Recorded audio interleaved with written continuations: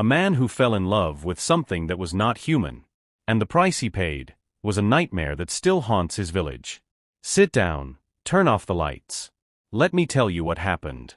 The story begins in Boko, a quiet town where everybody knew everybody.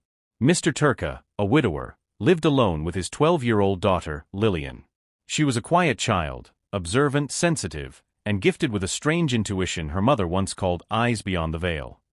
One night, around 2 a.m., Lillian woke up to the sound of water dripping. Drip, drip, drip. Confused, she got up and walked to the sitting room. And there she saw it. Her father, standing in the middle of the room, smiling, talking softly to someone who wasn't there. But the floor was wet. His clothes were dripping. And a cold mist circled his legs like something invisible had crawled into the house. "Daddy," she whispered. Turka jumped, surprised. "Oh, Lillian. I was just thinking." But his voice trembled. And behind him, for a split second, Lillian saw a shadowy female figure, tall, slim, with long dripping hair, staring at her with eyes as bright as moonlight. Lillian screamed. The figure vanished. Her father didn't believe her. He told her it was a dream, a childish imagination. But Lillian knew what she saw. She knew that thing wasn't from this world. The next night, it got worse. As Lillian slept, she heard a woman's voice singing, a haunting melody that echoed like it was underwater. She followed the voice to her father's room. The door was half open. Inside, she saw her father sitting on the bed. And beside him, on the edge of the mattress, was a woman made entirely of water. Her shape was human. Her face beautiful. Her hair long and black, flowing like waves. But her lower body dissolved into streams of water dripping onto the floor. She traced her wet fingers along Turka's face lovingly. "Come back to me." Her voice echoed like a deep ocean whisper. "You belong to us." Turka smiled like he was hypnotized. Lillian gasped and the marine spirit snapped her head toward her. Her eyes glowed bright blue. "Go back to bed, child," the spirit said. "This is not your concern." Lillian ran. The next morning she begged her father. "Daddy, she's not human. She's dangerous. Please stop." "Enough." Turka shouted. "Your mother is gone. I deserve happiness. Whatever you think you saw, stop it." He ignored her warning. And that was his first mistake. The spirit's visits became more frequent. When Turka showered, the water would rise unnaturally. When he slept, his bed would shake as if waves were hitting it. When he walked, puddles followed his footsteps like invisible footprints. Finally, one night, the marine spirit fully appeared to him and said, "If you want me, there are conditions." Turka, blinded by her beauty, nodded eagerly. "What must I do?" The spirit smiled. Her teeth were sharp like fish bones. "You must not touch another human woman. You must visit me at the river every 7 days.